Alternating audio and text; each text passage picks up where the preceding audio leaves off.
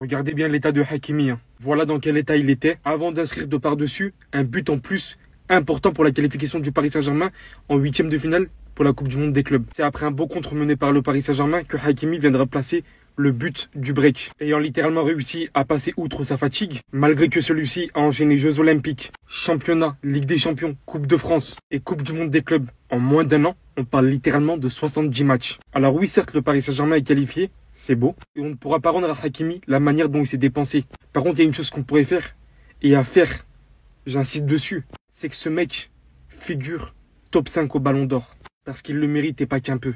Faut mettre du respect au bout d'un moment. Rappelez-vous de la saison de Carvajal, la dernière saison.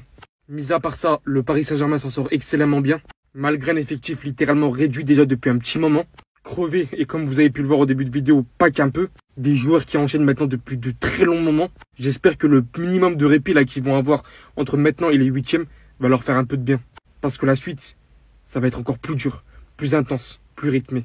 Victoire 2-0 du Paris Saint-Germain face au Seattle Sounders. Et les frères, qu'est-ce qu'on se sera fait chier encore une fois. Et c'est même pas de la faute des Parisiens ou la faute du Sounders, c'est juste que vas-y.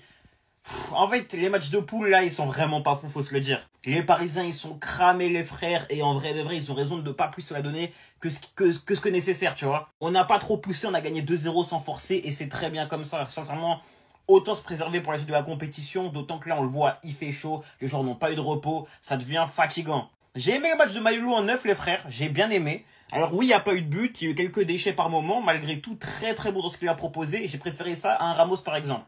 Parce qu'il a une meilleure activité, techniquement c'est quand même plus propre, on va pas se mentir. Très très bon dans les décrochages, très bon à la transmission, il a aussi joué en pivot par moment, il a fait pas mal d'efforts, j'ai vraiment apprécié son match, il a une bonne connexion avec Doué par moment. Concernant mes tops et mes flops, ça va être assez rapide en réalité. Dans mes tops, je pense que je vais mettre Vitinha, très très gros match, j'ai pas vu qu'il était MVP, mais très gros match de Vitinha. Très gros match de Kvara aussi, très très fort, j'ai aimé son match. Et l'entrée de Bradley Barcola que j'ai vraiment apprécié. Je vais pas donner de flop, on a gagné les frères, il n'y a pas besoin. Sincèrement, vivement maintenant les huitièmes, d'autant que Atletico a normalement battu Botafogo. Là, quand je me suis arrêté, il y avait un 0, donc j'espère qu'on finit premier, comme ça on prend un peu de repos. Vous savez, dans le football aujourd'hui, on est arrivé dans une société où les gens, dès que tu es un minimum bon, tu commences à émerger, ils veulent te comparer à d'autres. Et on rentre dans du supporterisme à 2 balles, où on est là, on dit on compare. Dès que le mec il fait un mauvais geste, ah vous l'avez comparé à lui, vous l'avez comparé à lui. Mais c'est quoi cette communauté cancérigène? Ça veut dire qu'on prend tellement le temps de comparer, de charrier, de rigoler bêtement, qu'on en oublie d'apprécier la beauté de ce qu'on voit sur le terrain tous les 3 jours. Et c'est le cas avec Désiré Doué, qui dans cette Coupe du Monde des clubs est très très loin d'être ridicule. Au contraire, moi, à chaque match de Désiré Doué, je me régale. J'adore Yamal, j'adore Dembélé, je ne les compare pas. Je kiffe avec eux. Quand on me pose la question, je donne mes préférences. Mais sinon, dès qu'ils font un bon match, vous venez sur cette chaîne, je parlerai toujours bien d'eux et je dirai toujours quand ils font de bonnes choses sans les comparer sans cesse. Parce que j'ai envie d'apprécier le beau football. Parce que je suis en manque avec tous les artistes qui sont partis. Donc quand il y a des petits génies comme ça, je suis heureux. Donc laissez-moi profiter. Et si vous voulez profiter, vous regardez le match de Doué ce soir. Oui, il y a une grosse occasion qui rate à un moment donné sur la passe de Kvara. Mais sinon, c'est football régal, c'est football total. Et il est loin d'avoir pris la grosse tête le garçon parce qu'il montre toujours de bonnes choses. Contre Botafogo, c'était plus dur, mais il y avait encore des gestes de grande classe. Contre l'Atlético, il était incroyable. Son début de Coupe du Monde des clubs, il est réussi que vous le vouliez ou non. Alors apprenez à apprécier Désiré Doué et à savourer ce que nous propose le garçon parce que c'est hors norme. Au lieu de toujours d'être dans des comparaisons. Ridicule, pathétique, humiliant. Mais c'est quoi cette équipe de merde de l'Atlético de Madrid? Au fur et à mesure, je me demande s'il faut pas supprimer ce vieux club de merde pathétique. J'ai juste envie de supprimer le mot Madrid de votre club parce que vous foutez la honte, vous nous associez trop avec le Real Madrid. Même en ayant gagné aujourd'hui, vous êtes même pas qualifié, vous êtes ridicule, c'est une dinguerie. D'ailleurs, Diego Simeone, va falloir partir. Voilà, t'es grassement bien payé, mais pars, dégage. Regardez au niveau du classement, 3e du classement. Voilà, derrière Botafogo et le Paris Saint-Germain qui passent en première position. Parce que eux ont remporté leur match. Voilà, parce qu'ils savent faire le taf et parce que c'est un grand club. Un club qui a tout simplement déjà remporté la Ligue des Champions. Que voulez-vous de plus? Sincèrement, les supporters de l'Atlético de Madrid, imaginez-vous, vous avez frappé 23 fois. Mais voilà, vous avez cadré que 5 tirs. Mais c'est quoi vos attaquants? Sorloth, il a été pété nul. À part marquer face au Real Madrid et au FC Barcelone, tu fous quoi, garçon? Le type, il mesure 13 mètres 72. Il est même pas capable de marquer un but de la tête. C'est une dinguerie. Quoi, élimination méritée pour l'Atlético de Madrid parce que vous êtes un club pitoyable, minable. Même dans la victoire, vous perdez au final. Et c'est ça que je kiffe chez vous. C'est un truc de ouf. Botafogo, j'ai kiffé le numéro 8. Bordel, il est trop fort, sa mère. Mais sinon, en vrai, ça va toi? En tout cas, alhamdoulilah. Alhamdoulilah. Allez, rentrez chez vous. Alhamdoulilah, ouais. Bonne raciste. Les amis, je vais être très clair.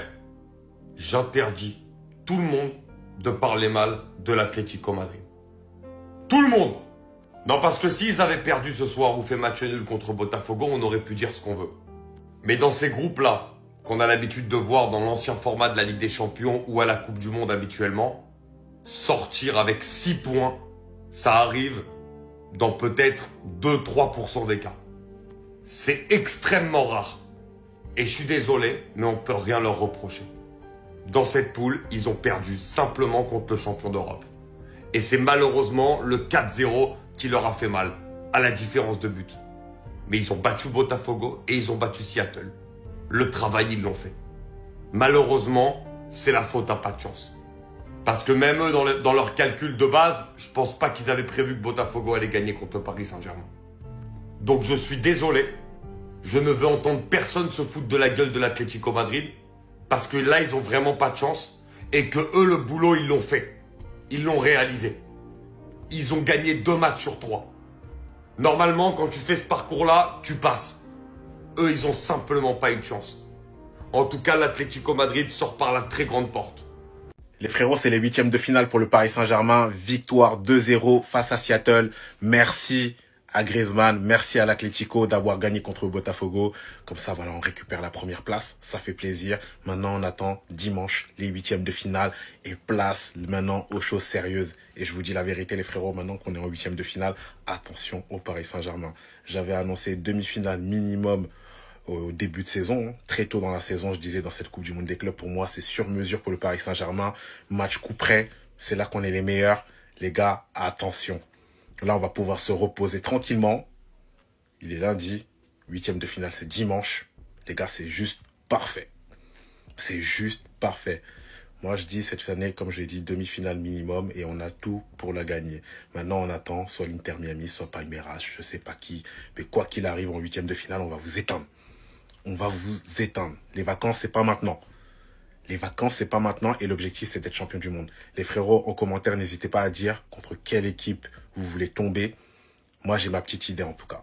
Victoire 2-0 du Paris Saint-Germain. On finit premier du classement grâce à l'Atlético Madrid qui a gagné contre Botafogo là. Heureusement, parce que si ça n'avait pas été le cas là, l'Atlético Madrid, j'allais vous éteindre comme jamais. J'allais vous éteindre. Parce que vous êtes comme Arsenal, vous jouez que pour participer. C'est comme ça, vous jouez dans les compétitions pour participer. Heureusement, merci à vous. Franchement, on a gagné sans forcer. De toute façon, voilà, c'était quand même prévisible. Le Paris Saint-Germain a joué leur football. On a respecté cette équipe quand même de Seattle qui a essayé malgré tout. Mais voilà, ça n'a pas concrétisé. Mais l'état d'esprit était là. On a respecté cette équipe. On a joué avec pas mal de verticalité. Mayoulou d'ailleurs qui a joué en position de faux neuf que j'ai pas mal aimé. Ses déplacements, ses appels contre appels qui a créé pas mal de décalage. Franchement, pas mal. Merci à toi Mayoulou. L'équipe dans sa globalité était bonne. Kvaratskhelia, j'ai pas mal aimé aussi. Franchement, sur le côté Kvaratskhelia, vous vous rendez pas compte comment c'est un bonheur de l'avoir, ce mec-là. Il est trop fort. C'est un truc de fou. On a Vitinha aussi qui a fait un très bon match. Voilà, dans son ensemble, tout le monde a bien joué. Mais voilà, j'ai juste sorti 2-3 joueurs comme ça. Maintenant, on doit se préparer pour les 8e de finale. Je sais pas, on affronte qui. Mais en tout cas, Ousmane Dembélé doit être là. Il doit être là et on doit gagner ce titre-là à tout prix. Là, il faut qu'on le gagne. Il faut qu'on gagne ce titre et qu'on fasse la continuité de ce qu'on a déjà gagné. Achraf Hakimi est le meilleur latéral droit de l'histoire du football. Nya, Victoire 2-0 face à Seattle, but de Kvaratskhelia et Hakimi. Un jour, faudra parler de ce mec parce qu'il marque toujours dans les matchs les plus importants. L'Atlético qui a gagné à côté aussi, mais malheureusement qui était à un seul point de la qualification. On se retrouve du coup premier de notre groupe avec Botafogo juste derrière nous. Ce soir, on connaîtra enfin notre adversaire entre Palmeiras, Inter Miami ou FC Porto. Personnellement, j'espère qu'on tombe contre les anciens du Barça et qu'on leur fait revivre le 8-2 qu'ils ont déjà vécu. Je vais faire un 2 en 1, accrochez-vous bien. Je vais parler de Courtois et de Gonzalo Garcia.